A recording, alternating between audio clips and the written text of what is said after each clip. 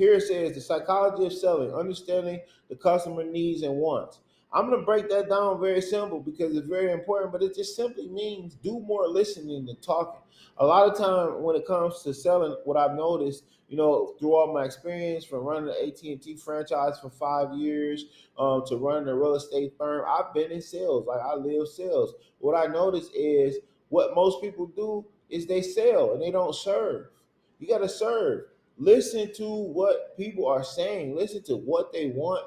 Listen to what they're looking for. Listen to what they don't want, what they don't need, and cater to that. Just make sure you're getting yours in the process, right? And if you're listening very well, you're going to be able to identify those openers and you're going to be able to identify those opportunities to get what you're supposed to get out of the transaction. But ultimately, the person who has the gold is the person who's selling what you're looking to buy. So you got to make sure that you're satisfying a lot of what they're looking to get, right? And it's not always the higher dollar. Most people go into it thinking that, but a lot of times when you're dealing in transactions, a lot of folks have different purposes and meanings beyond just that higher dollar, right? So when it comes to number one, the psychology of selling, understanding the customer needs and wants, be a good listener. Stop feeling the need to talk so much. Stop feeling the need to tell so much. Just listen, read, relax, relate, which we're going to get into that deeper in training, but read what your customer is saying, their tonality, how they're feeling. Relax, just chill, take it easy. Don't feel anxious. Don't feel the need to always be talking and relate. Oh, I understand exactly what you're looking for, Mike. So this is what we're going to do. We're going to do exactly that for you. And this is how it's going to rock and roll. But Mike, I just need one thing for you. Obviously, I'm in business to make a profit as well. I just need you to leave some room for me to do what I need to do.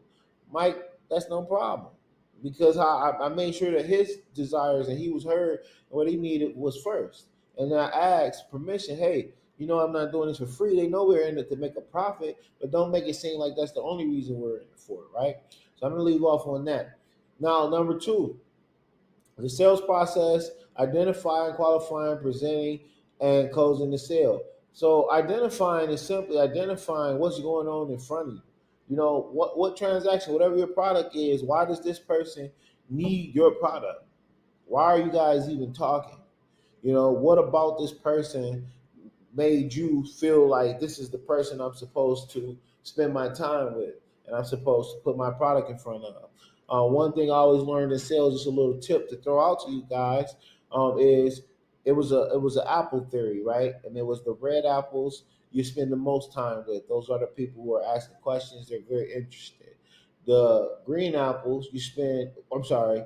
The green apples you spend most of the time with. Those are the people what it's interested. They're asking questions. They really want your product. The red apples you spend no time with. They're telling you no over and over again. They don't want to talk. Don't try to force them. And the brown apples you spend some of your time with. They're kind of on the fence. They're like, no, let me think about it a little later. But they ask you a question about it. So you might pull those people over to green or let them slip into red. And the best skills that's going to allow you to do that is identifying are you even talking to this person? Is there opportunity there? Qualifying is understanding what that opportunity is. How can I help them? How can I serve them? You know what I'm saying? I listen to them. I identified a targeted need that based on the product that I have and how it can be of service to them.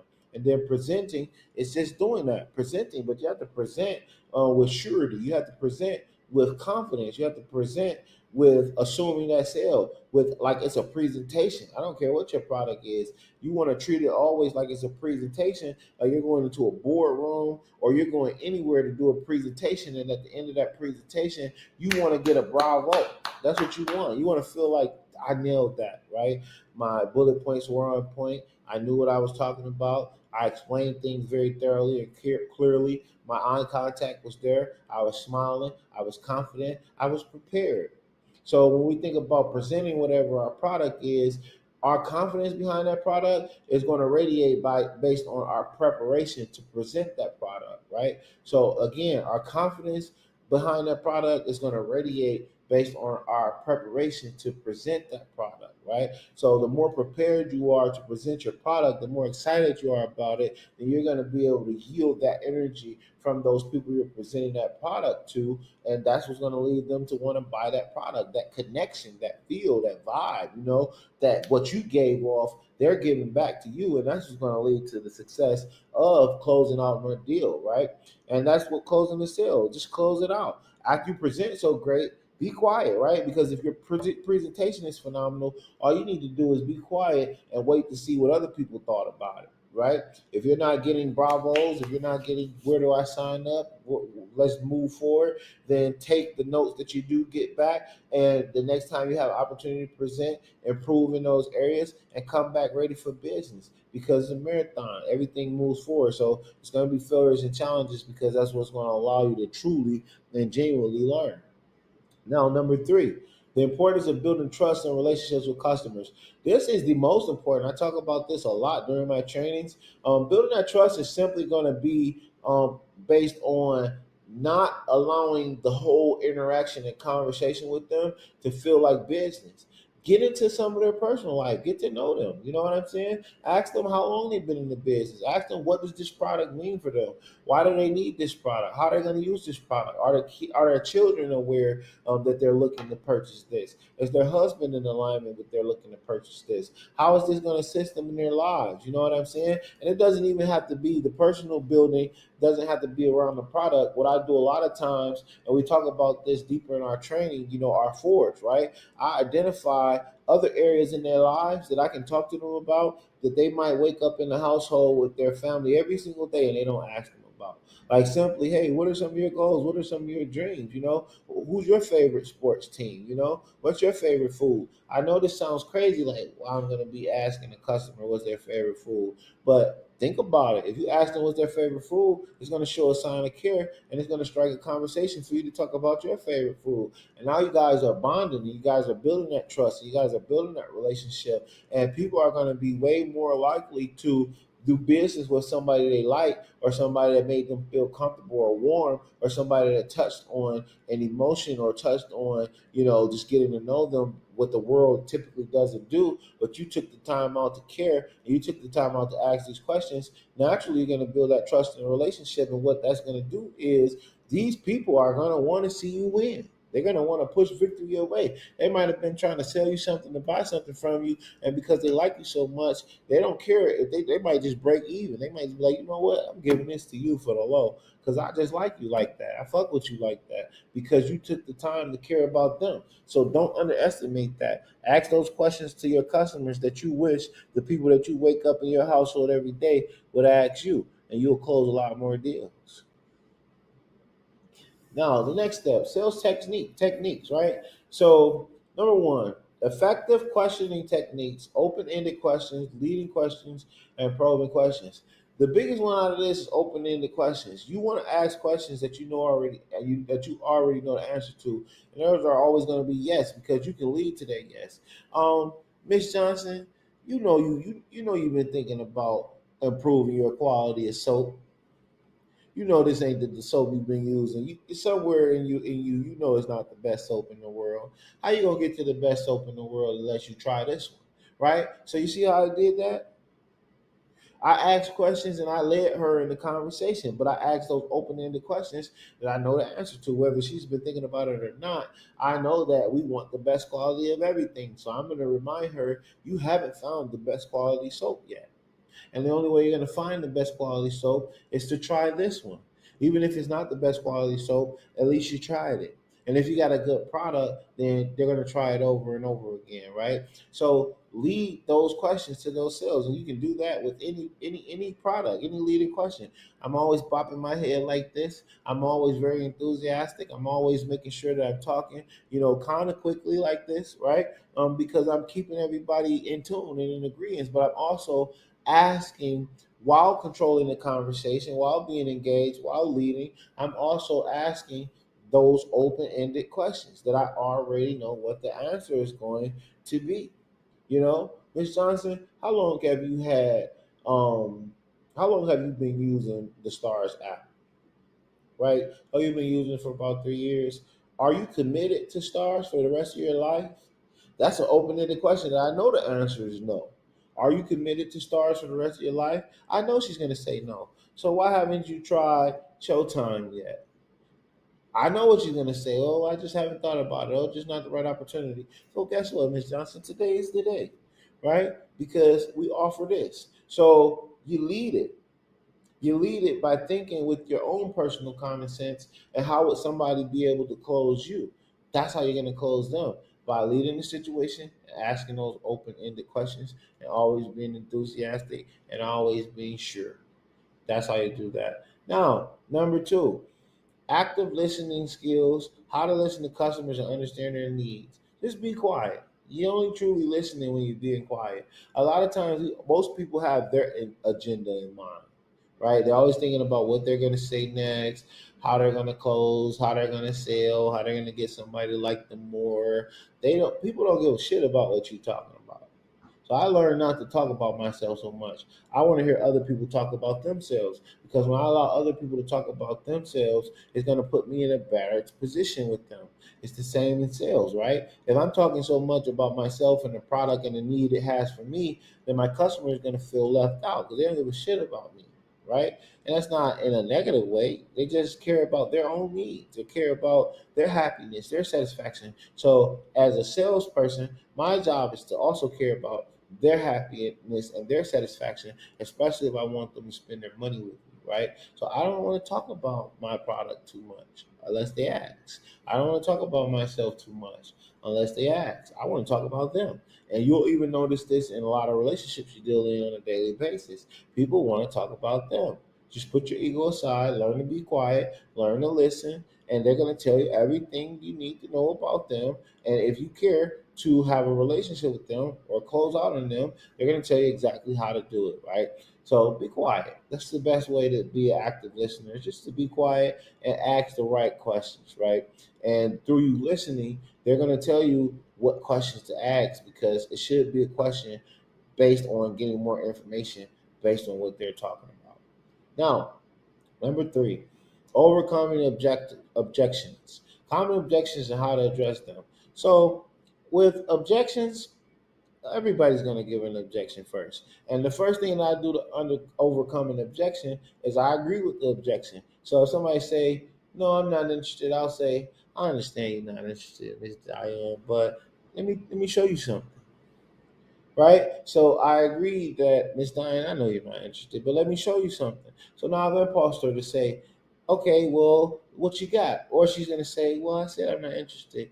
Miss Diane, I understand, but you really need to see this because you haven't seen it yet. So you honestly don't even know if you're not interested because you haven't seen it yet. And I've had my last customer say that they weren't interested, but when I showed them what I'm about to show you, they realized that they were interested. All it'll take is a minute, right? So the first way that I overcome objections is agree with the objection. I'm always going to agree with what they say first. So if they say, "No, I don't like carrots," I'm gonna say, "Miss Diane, I understand you don't like carrots, but why don't you like carrots?" Right? Because she knows I'm listening, and we're still on the subject of what? The carrots. So when I can get to a point where she's like, "Well, I don't like carrots because when I was 10 years old, they made me sick." Oh, that's a great reason not to like carrots, Miss Diane, but you're not 10 years old anymore. And I feel like you should forgive carrots and try these out, right? So I'm listening, I'm agreeing, right? And then I'm continuing to focus on what my objective is to push my product. But I'm making sure I have permission to talk about my product instead of just like buffering her, where if she's like, "Oh, I don't like carrots," and I'm like, "Well, try these." Right? I haven't shown any sign of care. I haven't shown any sign of listening. All I'm showing is that I want to sell my stuff and I want to win. And that's not what you want to show.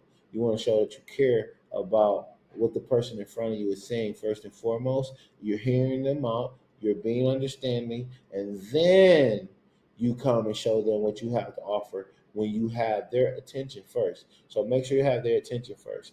Now, we can go all day about overcoming objections and things like that. But the first thing is, like I said, I gave you guys very solid fundamental practices for overcoming objections, and that's to agree with the objection first and foremost, listen, be very understanding, and then provide a solution. Right?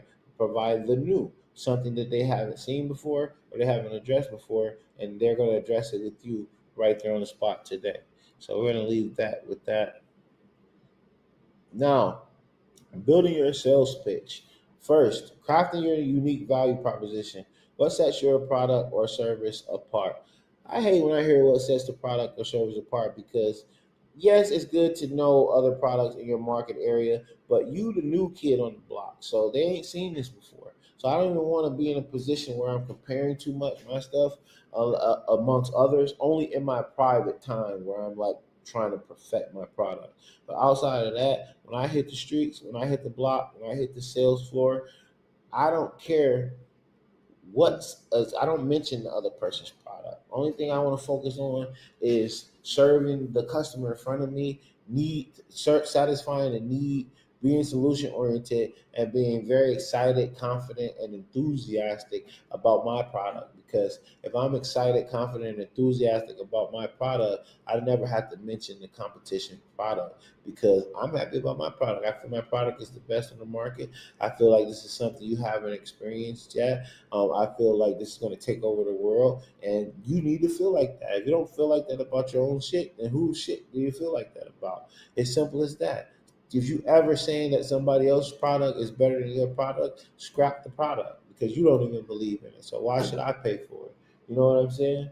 Like real talk. Scrap the product. So crafting your unique value proposition, what sets your product or service apart from anybody else is your shit is unique to you and as confident and as bold and as sure as you are about your product and why you even brought it to the forefront, that's how much it's going to sell and that's how other people is going to feel about it. So stay in the lane of your own and trust your product and push your product. Now, number two, tailor your pitch to the customer's needs and wants. It's just understanding what would somebody have to do to sell you. That's it. When you come to tailoring your pitch to the customer needs and wants, be realistic about what would somebody have to do to close me. Now, if you're an easy close and you're just buying anything or doing anything, then maybe you should look outside somebody else. Like go talk to your mother, somebody that might be, kind of like very picky or kind of like just don't spend their money on anything. You got to really be serious to sell them. Go talk to somebody like that. But if you're somebody that's serious yourself, then all you need to think about is would I buy this? Pitch yourself. Look in the mirror, pitch yourself. And every question you ask yourself, you should look at it like, hey, I'm the most tough critic of a product because I ain't just paying for anything because I got high quality and high service. So I need to make sure my pitch is able to penetrate somebody who has that same standard that I have. And if you do that, then you're sure to ask yourself the right questions. Now, some of you all might be listening to this and wondering, like, well, he didn't give anything specific. He didn't give anything specific because there isn't anything that's specific. It has to be tailored to you and your product, and that's a lot of problems that people have as well. If they're looking for things to be specific based on what another person did, and that allows them not to raise the bar. I'm not saying that there's not skills out there that can be very effective. There's a lot of effective pitches out there on the market that you can go get PDFs on, but when it comes to your personal brand and your personal product, you want to master that so that it's tailored to you and so that the attraction is a reflection of you and what you're trying to do. I hope that didn't go over you guys' head, but that's it. Now, number three, developing a compelling sales presentation that resonates with the customers. You just got to blow people away. You just got to be like, this is the shit. You know, this is the shit. I'm wearing it. Everybody's gonna wear it. Everybody's gonna have it. Like this is why you should have it. The people are gonna love it. Like you just gotta go in there and blow it up away. And I don't mean just going in there faking the funk. I mean that investing your all into anything that you're doing. Investing your all into your creativity. Investing your all into making sure that your presentation is phenomenal, so you can stand on that. You know what I'm saying? Not to being half-ass people. You know what I'm saying? Not just coming and just trying to get something quick with minimum effort into it. Doing our research, educating ourselves, comparing our product, comparing ourselves amongst the market, being genuine with ourselves and honest with ourselves, knowing that when I present this, Anybody that's going to be in front of this presentation is going to be turned up. It's going to be excited. It's going to be ready to push the button, ready to move forward. And if you don't feel that energy coming from yourself, if you don't feel that from yourself, then how can you realistically and genuinely expect for somebody else to feel that? It's just not going to happen. Trust yourself. If you're feeling like dry and dull and oh, this ain't the presentation, this ain't the one, I wanted it to be like this, I wanted it to be like that, don't present the shit until you feel like I got this shit. If somebody say no to this, they're lost. That's how you need to feel. And so what? If they do say no to it, you need to still feel that way. So when you go to the next person, you're gonna get that right yes. Right? That's simple as that. Because let's be honest, all of this shit is random.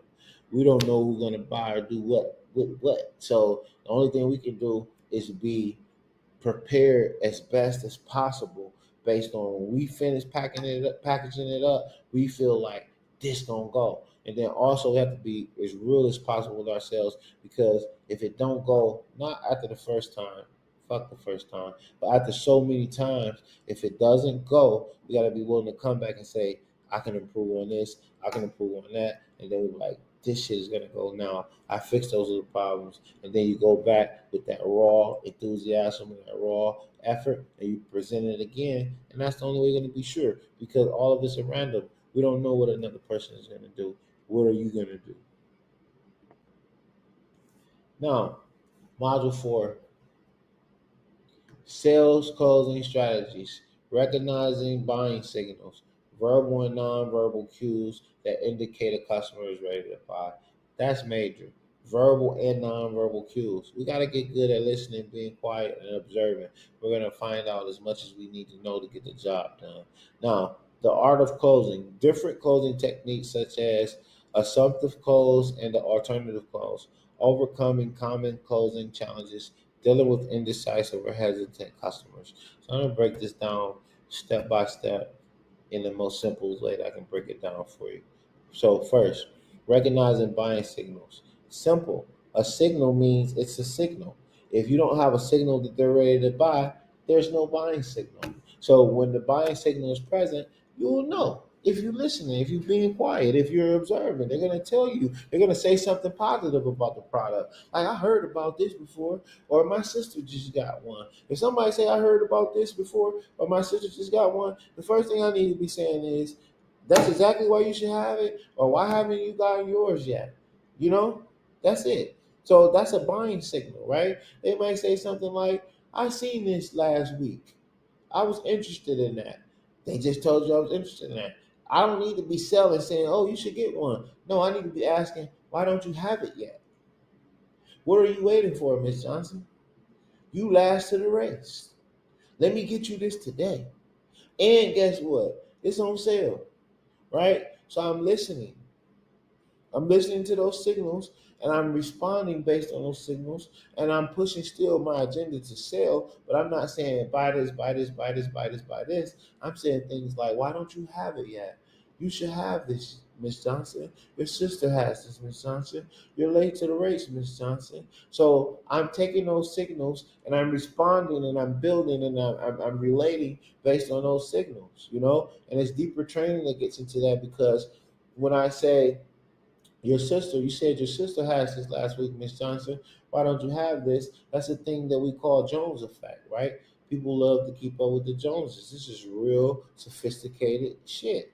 And you guys are getting it here today. That's Jones effect. If you hear somebody say they know somebody else that has something, why don't you have it? If they say it's just not for me, then that's fine. I understand. But if they don't have a real valid reason why they don't have it, and they talking about Joe down the street to have it, Miss Johnson, we need to get you this today. Because why does Joe deserve this and not you? Right? So just listen, be quiet, be relatable, listen for Jones effect. You know what I'm saying? Listen if they're asking any questions about the product, that means they're interested in it because people don't ask questions about things that they're not interested in.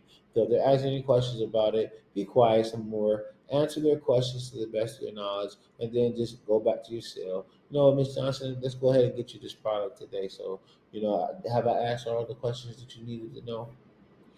No, I'm asking, I'm getting her permission. Have I answered all of the questions that you needed to know? Because that's that open-ended question we're talking about. If she said, "Yeah, you did a great job answering all of my questions," I'm glad we are able to do that for you.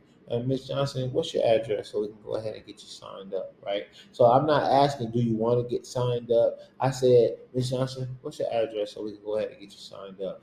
I'm moving the process along because I know I have permission to do that because of the buying signals that I listen to. And I have to trust those buying signals as much as I trust myself to close the sale. So we're going to leave that on that.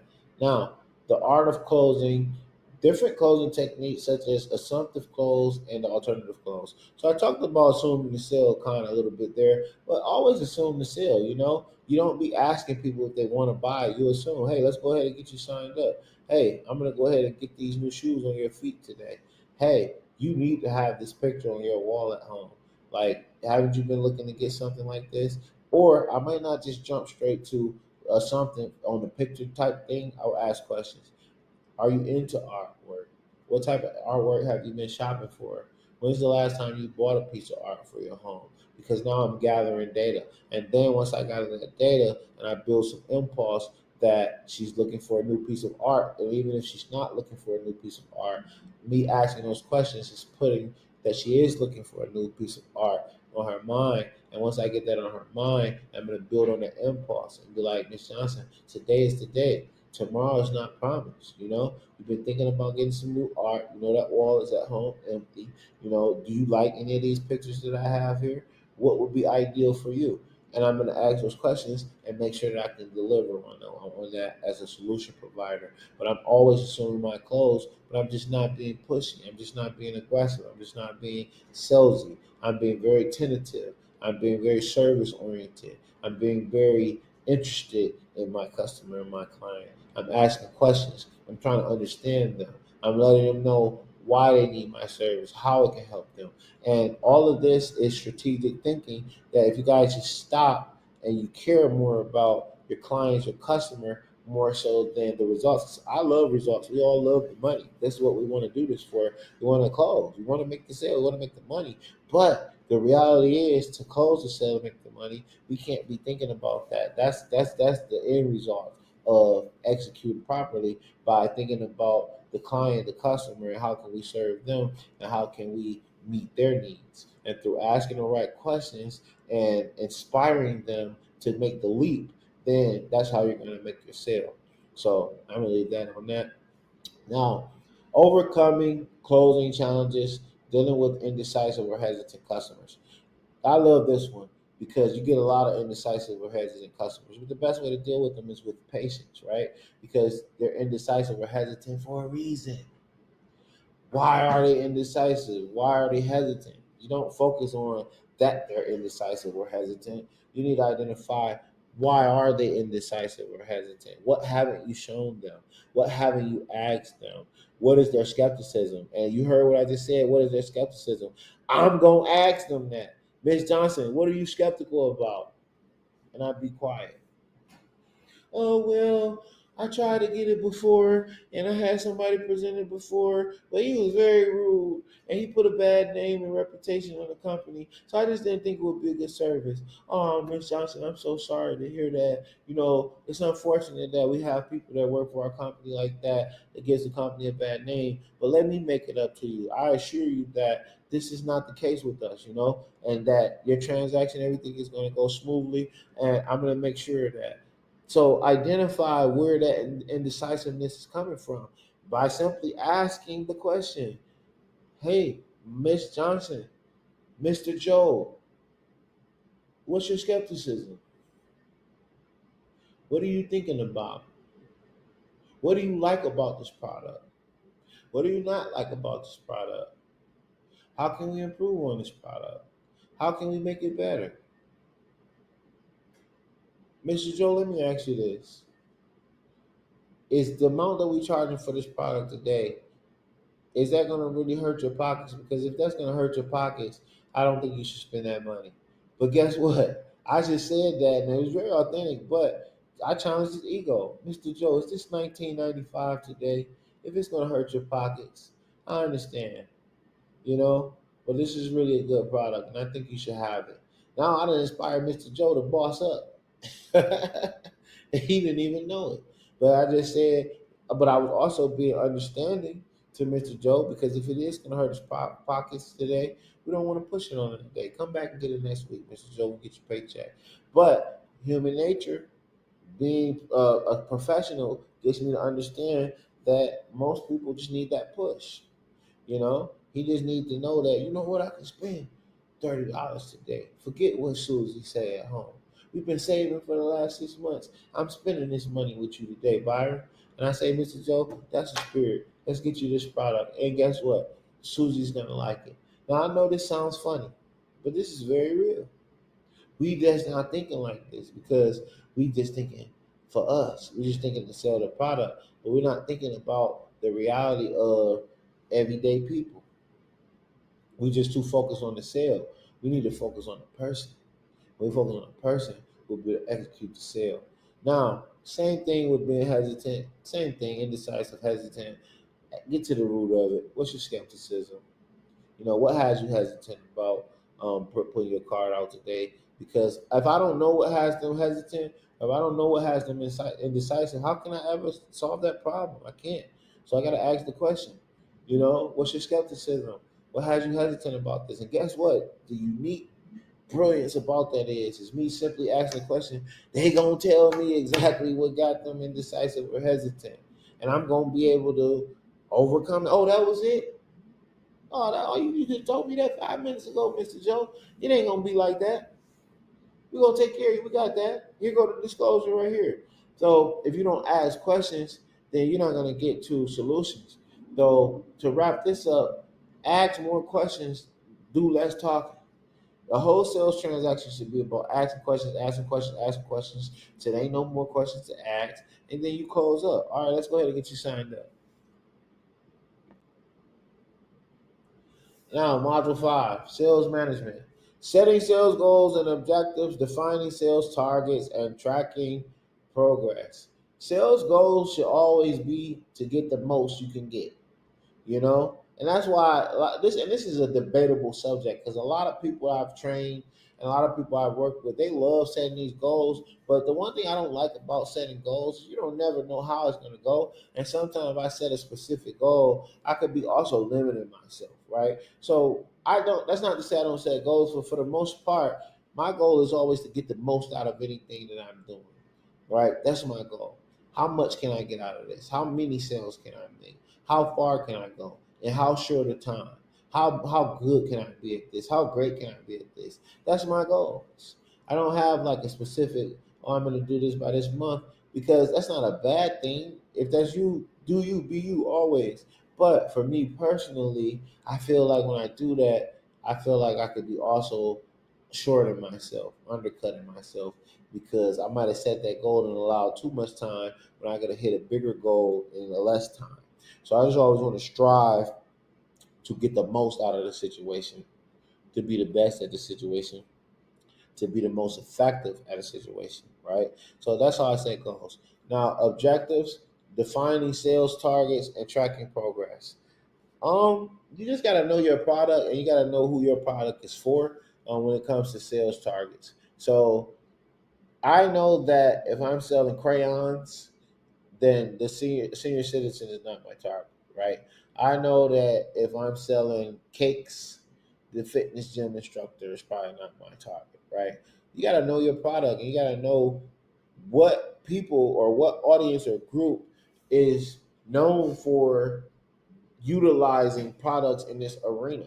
And that's how you define your sales targets and track your progress. And as far as the tracking of the progress, it's just analytics and numbers. You know what I'm saying? How many people did you pitch over here? Like how they used to teach us when I was running my franchise, we had a simple sheet with a law of averages on it. And this is how we tracked our progress. We had to talk to 125 to 150 customers a day. But not only did we have to talk to them, we had to knew that we was hitting this number. So we had a piece of paper in front of us. Every customer we talked to, we had to mark a slash, then another slash, then another slash, four, and then you draw the line through it for the fifth one. And we had boxes. So we know. So I know if I talk to 50 people, 5, 10, 15, 20, 25, 30, 35, 40, 45, 50, and my goal for the day was to talk to 125 to 150. If I look at my paper and talk to 50, it protects my attitude. I know that I'm nowhere near the margins that I'm supposed to be at to expect this result, right? So we were trained to talk to 125 to 150 people. Out of that, we knew that 15 people would be interested, right? So if I only talked to 50 people and I only had two people interested so far, I'm right on track, right? But if I didn't have this data in front of me, I would just be all emotions and I would be very distraught. Like, first of all, I'd be feeling like those 50 people I talked to, that it was 200 people when it really was only 50. You just feel like that. So tracking it keeps you in the reality of what you're actually doing, right? Same if I only had those 15 people that were interested. If I wasn't tracking that, I would feel like, oh, I done talked to 200 people and only five said yes, when really it was 15, but I'm not writing it down, right? So, as far as tracking your progress, you need to have some form of system of data to know what you have done, what to expect from what you have done, when should it arrive. If you don't have that data to track that, then you're just moving off of emotions. You're unsure and you're not in no winning system for success when it comes to sales. You should always have a database, you should always have some numbers, you should always have some projections, you should always have some understanding of how many engagements you're going to have to make before you can truly expect consistent results. Now, the next one, sales performance analysis, measuring the effectiveness of your sales team and identifying areas for improvement. We just talked about that. Men lie, women lie, numbers don't. If I know that, so when I had my office, I had 40 reps. I tracked everybody's numbers. I know that last week, Starla did 10 sales. This week, she did 5. What's going on with Starla? Last week, Mo did 15 sales. This week he did 7. What's going on with Mo? Is Mo getting high in the parking lot? He's got personal issues going on. Is he scheming out there? Is he not feeling well? It's my job to track that. But guess what? Based on my numbers and my systems of tracking that, I can read the story and I can address Starla. Hey, Starla, last week you had 12 sales. This week you got 7. What changed from this week to last week? Everything all right at home? Everything all right with your pitch? Did you switch anything up that you didn't recognize? Because again, men lie, women lie, numbers don't, right? So if I can get a consistent pattern and understand what to expect from my numbers, and all of a sudden this pattern is not consistent, then I'm able to come to those numbers and say, hey, okay, when I was in sales, it was pitch 125 to 150 customers. So let's say on this next week, I'm only reaching 80. So I can assess that by the numbers. Okay, was the store busy on this day? Was the store busy every day? How was I feeling? Was I talking to everybody that passed me by? Did people want to talk to me? Was I smiling enough? Was my energy high enough? And I can always connect the dots and be like, no, I didn't talk to this many people as I did last week because I was kind of lazy this week. I drank a little bit too much this week. I didn't get enough sleep this week. I was arguing with my spouse this week. You know what I'm saying? I just wasn't feeling in the mood this week. I ate too much. I was feeling drowsy. I was feeling lazy. I was feeling sick. Those numbers are going to tell you the story, and they're going to be identifiers that you can always rely on to improve or to keep track of where you are. So when it comes to sales performance analysis, you have to have some form of numbers and systems and data that you're tracking and reading on a consistent basis that's going to tell a story to allow you to improve in those areas. Now, number 3, motivating and managing sales teams. Strategies for keeping sales teams motivated and productive. Lead from the front. Don't nobody want to hear from you if you ain't getting results. Why I had a dominant team? Because I was the number one sales rep in the country twice. If you were part of a team, wow, that's like LeBron. Why do you think everybody want to play with LeBron? Because they know LeBron is dominant. They know LeBron gonna have the fans gonna love the team more. They know LeBron gonna show up every night and deliver results. They know LeBron gonna put his points in. He's gonna drive growth. He's gonna drive victory, right? So the best way to manage a sales team is to lead that team. Be willing to do everything that you ask them to do. You know what I'm saying? Be the best on the team. Be attentive to the team. When you're not having a good day, So what? Come in and make sure while you're talking to your team, your spirit's uplifted. Or you don't have to always bury the bad day, but be honest with them about what you're going through. We're gonna have bad days. I'm having a bad day today, but the mission remains. We got to keep the ball rolling. We got to keep things moving forward. We came here for a goal. Obstacles, challenges are always going to exist. You just got to be that leadership, right? And if you can lead yourself properly, then you can lead a team properly because team follows results. Team follows results. Remember that. Any team you're trying to build, people only going to want to build on your team if you win it. You remember like when you're younger, or you playing pickup basketball, if the garbage person was captain, nobody want to play on this team. Nobody they want to go to the team where the guy's sweet, where he gonna show out, where they got a better chance of winning. So when you're trying to build your team, make sure you a person that people can feel like with you. We got a better chance of winning. We're gonna win over here because this person is a leader. This person show up. This person deliver. This person get results. That's how you're gonna build your team because you can't just be talking without no results because your team gonna test you. Because if you talking so much, you're not getting results. They gonna be like, "Oh, you go do it." Oh, what are you talking about? Yeah, I ain't seen that. And not only you doing a disservice to yourself because you should want to get the best results, you're doing a disservice to them because you're creating a space of disbelief in that in which you're saying that you're looking to push. Now, advanced sales strategies. This is great. So, number one, strategic account management, managing key accounts and developing long term customer relationships. This is huge. We got to talk about this. Follow ups. Follow ups, follow ups, follow ups, follow ups, follow ups. If you don't have a strategic account management system, then you're going to get lost in the sauce. And it's very important in my real estate business. I was just talking about this earlier, to be honest. Right now, I'm booming. My real estate business is booming. I got leads coming in. But what I realize is that if I don't have the right system, some leads get lost in the sauce. Sometimes I'm like, oh, I got to follow up with these three people. Oh, I'm supposed to do these appointments. You're going to get lost in the sauce. You're not going to grow if you don't have strategic account management systems.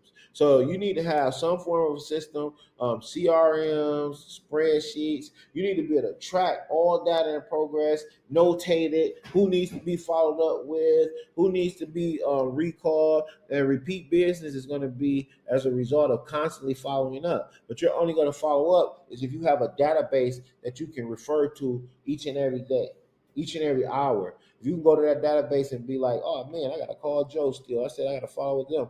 This person is on schedule for appointment. That person. If you don't have that database to reference to on a daily basis, you're going to fall behind very quickly. So it's very important for you to be organized when it comes to your managing of any accounts and business that you have. And as it says here, it's going to be a key to developing long-term customer relationships because your word is everything. If I'm not tracking and following up with what I told people I'm going to do and a day goes by, I'm going to be sick. I'm going to lose that business. I went through that earlier. I ran a Zoom call for my real estate course yesterday, and a young lady that wanted to sign up, she called me the same day and she's like, "Hey, can you send me the onboarding and the contracts and things like that? I'm ready to go." And I told her, "Sure, I'll get that right to you." She didn't get it that day. I didn't get it to her until the next day, 4 o'clock, and I was very sad about that because I'm like, I hope she still signs up. She was impulse ready to go. If I would have had a system in place, even if I was busy, if I would have had a system in place for those documents to be to her right at the time she requested it, that money would have been in the bank. But because I didn't have that system ready to go and I couldn't get to her right away, I had to get to her the next day. I can't blame her if she's like, you know what? They made me wait too long. I don't want to pay my money for this no more because my systems are not tight. So those systems being tight is going to be everything to managing and developing your customer base and your customer relationship because it's going to allow you to keep your word. It's going to allow you to do what you say you're going to do, and you're going to be able to keep track of that without having to guess. Now, cross-selling and upselling techniques for increasing sales to existing customer. It's just really being in their face. You know what I'm saying? And making sure that you have, again, a system that has those existing customers in that database.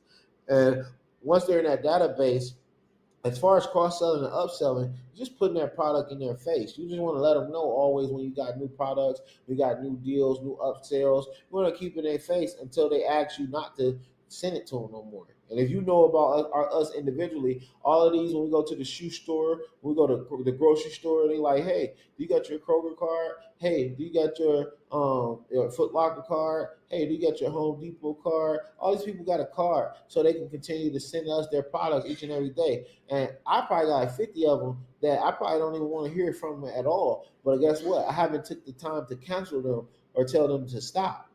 And so one day they always seem to catch me when I need something from them because they're consistent. They always seem to, even though I'm like, man, why are they sending me all of this? One day they always tend to catch me where I'm like, you know what, I do need to go to Home Depot. You know what, I do need to go to Foot Locker. You know what, I do need to go to Kroger. Kroger always in my face, so you need to make sure you're always in that customer base face. But so you can cross sell and upsell, and the way to do that is going to have those systems where you're constantly in their face with your marketing because they might not want what you're selling on January 15th, Monday 2022, but they might want what you're selling January 15th, Monday 2023. So we want to just keep that ball rolling and stay in their face because it's not a matter of if they're going to buy from you. It's a matter of when, right? So keep those upselling products, keep those cross-selling products, keep all products flowing in the eyes of the customer and the clientele. And then again, it's not a matter of if, but it's a matter of when. Now, number three, negotiation skills. How to negotiate effectively to close deals and reach win-win solutions. Listening, listening. Read, relax, relate. I listen to people. I always don't. I never throw out numbers first in a negotiation. I always ask, Mike, what was you thinking? Mike, did you have a number in mind? Mike, what's going to work for you, right? Because that doesn't mean it's going to work for me, but I'm gonna let them shoot first. And when most people shoot first, they usually shoot at their highest. So their highest might be a good space for you. So if I'm like, Mike, what you had in mind for this? And Mike was like, I'm good with 40, and 40 is a great number for me. That's why I want Mike to speak first. And I'm not so anxious to be a dominant or get my point across. I want to hear them out. You know what I'm saying? Or even if Mike said 40 and it was too high for me, I still want him to say it first because I'm able to be like, I'm able to beat that 40 down and ask questions. Mike, let me ask you this. How'd you come up with that 40? You know what I'm saying? I hear you asking for 40, but where'd this number come from? Did you take into account this? Did you take into account this? Did you take into account me? You know what I'm saying? Obviously, I love this product. I want to purchase your home, but I don't want to be in a loss, Mike. So the first and foremost thing when it comes to negotiating is listening and always allowing the person you're negotiating with to show their hand first. And sometimes you're going to be dealing with a hardball negotiation person that's going to ask you to show their hand. If that happens, show your hand. Don't come weak. Come with the high. Well, you know what, Mike? I was thinking about getting this for 20,000. Honestly, don't be out telling yourself that's too low. Who said it's too low? You don't know. Go for what you know. That's what you got to do. Go for what you know, and that's a major skill in negotiating. Go for what you know. Stop overthinking and stop thinking in terms for the opposition to win. Think in terms for you to win. But also be reasonable, understanding, and part of being understanding is knowing that if you insult them, you're not going to win at all. But just because you got something in mind doesn't mean it's an insult to them. You just want to have a true measurement of what makes sense and what's the value of whatever you're negotiating so that both parties can be satisfied in the end. And that's going to be a matter of your personal research, your personal education, but that's also going to be a matter of the most important point, listening to them and understanding their sweet spot and their hot spot and then closing them out based on that. Now, in conclusion, becoming a more effective salesperson. Recap the key concepts covered in the course and encourage participants to apply them in their sales activities. Listen, this is training. This is real shit. You ain't gonna get it all at once. This should be your daily guide. You should be checking into this. You should be studying this, practicing this. One thing I used to always tell my guys when I trained them, if you don't know the pitch, like you know your favorite rap song or you know how to tie your shoes, why should you be an owner? Why should you be a money getter? Because the thing that makes you money, you don't even know it as good as you know this shit that's for free. Right? So that's the recap. The stuff that's your business, the stuff that's gonna make you money, you need to eat, sleep, and shit that and know that because that's what's gonna pay you. But we see so many people can recite their favorite movie word for word. We see so many people can recite their favorite song word for word. We see so many people can easily tie their shoes. See so many people easily master Call of Duty. They can play the video game so well. All this shit that's not paying them a buck. They can do this very well. They can do this very studied. They can do this very off the top of their head. But when it comes to business or sales or their product or the thing that's going to change their family tree or their investments, they don't study that at all. They say that's too hard. They're tired of that. They don't want to know that like they could tie their shoe. But I tell you this, anybody listening to this training, when you know your business, like you know that favorite song, like you can tie your shoe, like you know the moves on Call of Duty. When you put that kind of enthusiasm and that kind of commitment into learning your business like that, you on your way. That's when you're gonna become the ultimate CEO. Because the part of being an ultimate CEO is to know your shit. CEO. Period. You need to know your shit. That's what this university is about. We about knowing our business so we can represent our business in a professional manner so that when we present our business, people buy it, they believe in it, they trust it because it's built on solid foundation. They're not asking you questions and you can't answer the question. Not only they're not asking you questions that you can't answer, you're answering every question with confidence and enthusiasm and a smile because you know your shit. The same way when you do that thing, that favorite song, you just singing along and happiness is flowing. That's how your business and your knowledge and your commitment to the results of your business should flow. Now, number two, emphasize the importance of continuous learning and improvement in the sales profession. I just talked about that. We ain't gotta say no more. Know your shit. Know your business. Be always learning. Be always growing. Be always improving. Be always studying. Be always listening. Be always attending conferences. Be always getting mentorships. The most important thing I always tell all my guys, from my real estate students that I've trained to develop to my franchise sales reps, I always tell them straight up: if you're not asking questions, you're not working.